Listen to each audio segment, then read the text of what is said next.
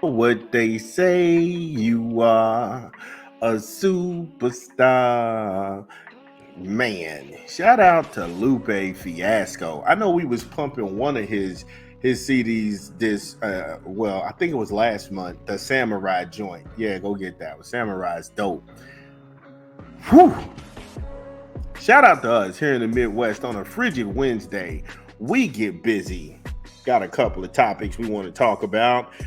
We got the first four in from every conference. Want to talk about the Big Ten, who's in, who's on the bubble, and who's eliminated. Also, we'll do that with the ACC. We'll do that also with the Big 12 and the SEC. Also, Lincoln Riley, after the Penn State loss, he took to the media to vent with his frustrations. We'll cover that, these stories, and many more here at App Stupid after we get back from a quick 20 from an unofficial sponsor. Drop the beat.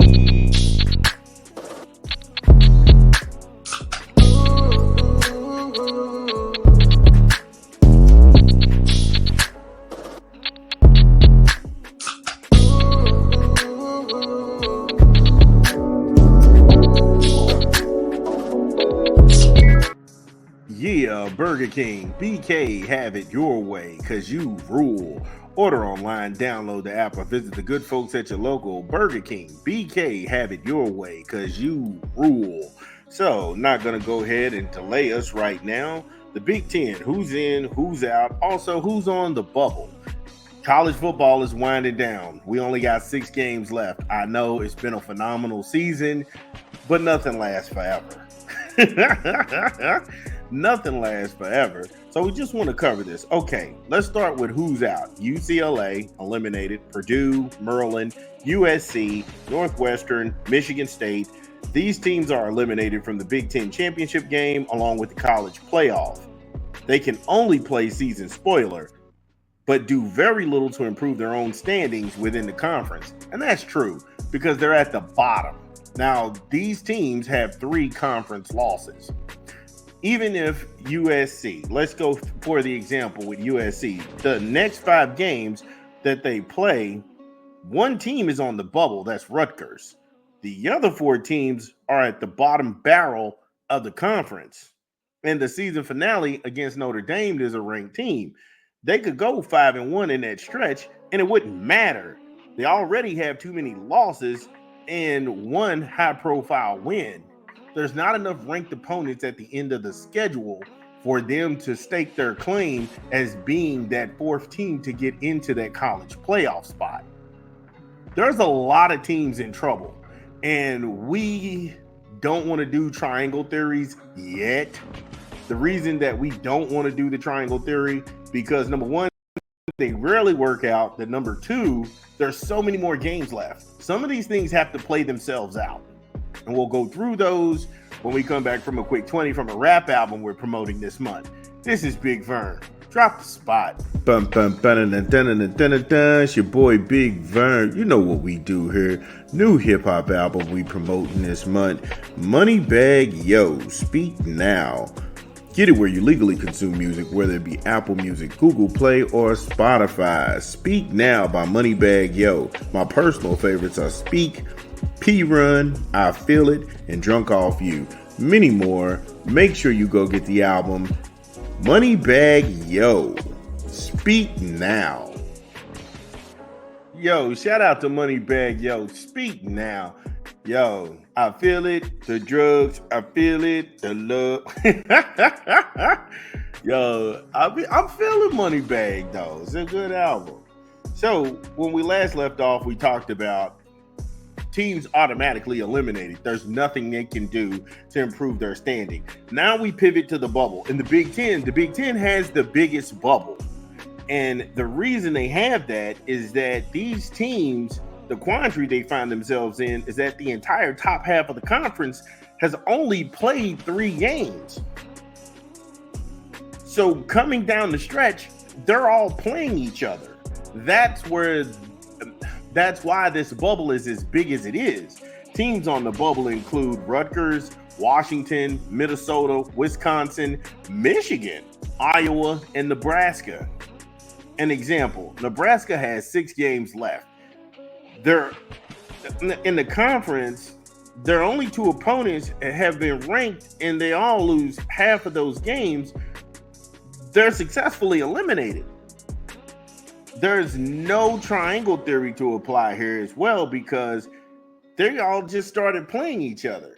And when you look at Nebraska's schedule, they got to play Indiana at home. Indiana's at the top of the division at 3-0. Right behind them is Oregon.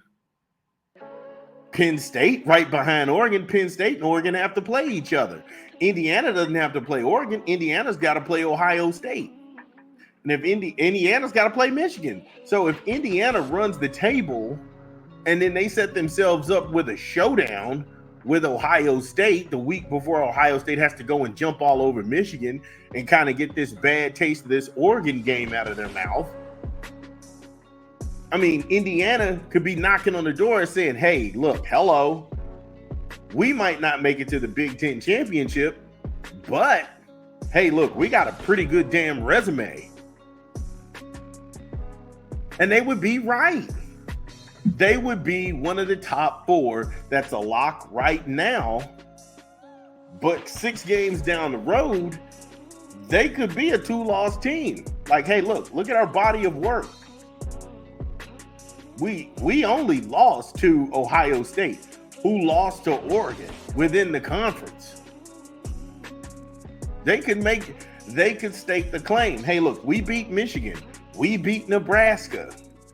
We destroyed UCLA. We beat Northwestern at Northwestern. We beat bubble teams. We beat cellar teams. And we were 50-50 with the elites. That's enough to get you into a college playoff situation. And that's what I mean. There are so many different angles, especially when you're on the bubble. At the bubble right now, all you can do is play spoiler. And if I'm a bubble team, like the Minnesotas, Wisconsins, the Michigans, Iowas, Nebraska, I'm on the outside looking in. Yeah, I can improve my resume by knocking off some of the big guys. But what if the big guys ain't available? What if the big guys aren't available? That's a thought I don't think has crossed the mind of many college football fans. And I'll be candid with you. When you talk about the Big Ten, let's look at Iowa, okay?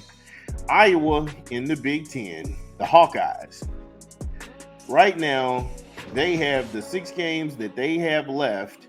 They've got Michigan State, Northwestern, Wisconsin, UCLA, Maryland, and Nebraska.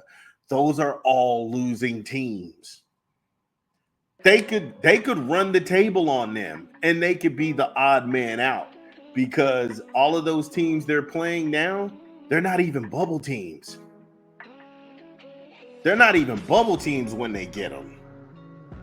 Nebraska's a bubble team. You don't see Nebraska till the end of the year. Nebraska could be clean knocked out of it and eliminated. They could be playing season spoiler. And if I'm Iowa, where do you go to get these wins? You lost to Iowa State, in-state rival from the Big 12. That's a feather in their cap if you finish real strong at the end, but that's not saying that you're going to get into a college playoff.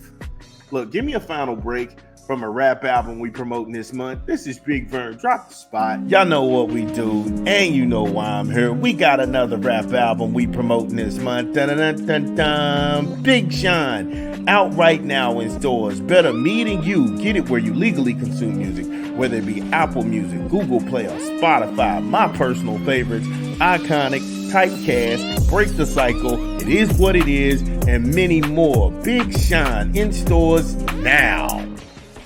Yeah, shout out to Big Sean, Better Me Than You. It's a great album. Go ahead and get that. I've been rocking that too all weekend. Whew, man, I'm ready for Friday. First, okay, so when we last left off, we talked about the bubble. And out of all of the conferences, this is the biggest bubble. So it had to get a little bit more window dressing than the others. But when you're looking at the first 4 in, Indiana, and you see that in the graphic. It's Indiana, Ohio State, Penn State, and Oregon. I know people are sitting here like, oh, what if, how can Ohio State be there if they lost to Oregon? First of all, that was a classic. Both fan bases should be happy. And I'm not going to say a friend of mine's name, and I was telling him at a get-together, hey, look, if Ohio State loses to Oregon, or if Oregon loses to Ohio State, that's not the end of the world. There is a lot of football left to be played. And it just so happens that the good folks in Eugene got the victory. Ohio State can use that as motivation because the only coach in college football that has championship or fired is Ryan Day. If Ryan Day does not win the national championship, we're past winning Big Ten titles. If he does not win the national championship, he is fired effectively, immediately. He probably will be fired in that locker room the night of. And they will not spare his feelings. His coaching staff, everybody he's assembled, gone. They will write him a check so he will never return to Columbus to do it again. So he's got a lot of football left to be played.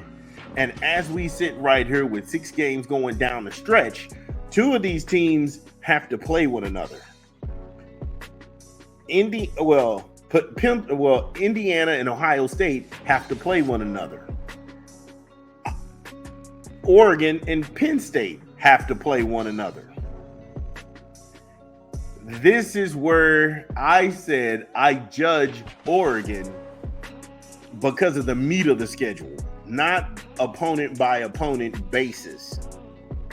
And what did I mean by that? When you're an opponent by opponent basis, you're looking for little things to show up. I know that Dan Lanning is a hell of a coach. I was looking at the schedule because before Oregon fans and these meat riders, before they get off on it, they play Purdue, which Purdue puts up a lot of points. They'll beat them. That game is out there in Fort Wayne. And then they go play Illinois. Illinois comes to Eugene. Then they play Michigan. Now, if Michigan wants to play season spoiler, they can. Then there's Maryland. Then there's Wisconsin. And then they'll end up playing Washington. It could very well be Oregon running the table and basically going undefeated in the new Big Ten. I'm not saying that is not a possibility, but I am saying that now you're playing in Michigan in November. You're playing in the snow. Everything hurts when you get hit and it's cold. Hell, the ball hurts when you try to catch it the wrong way and you catch it in the spin in the nose of the football. Feels like somebody hit you in the hand with a hammer. That's all I was saying. In these deep November games, and you're in Wisconsin in November the 15th, you could very well be playing in snowfall. That's a new territory for West Coasters. To be sitting there looking at mountains and mounds of snow. You don't play people from that climate. It is very, and for guys who are from that, it's nothing when you see guys take off their shirt and they're screaming and they're pounding their chest. That's what they're from.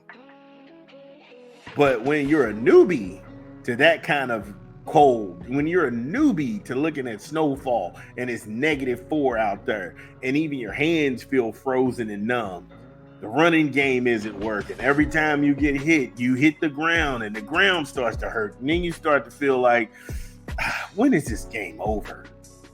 That's all I was saying. But they have a very favorable schedule going down the pipe. But right now, as it exists, these are your locks at the 4 teams that are going to get in at the Big Ten. Does this change? Everybody in the Midwest, even West Coasters, let me know. Did I have it wrong? This is Big Vern. I'm back, man. I'm back.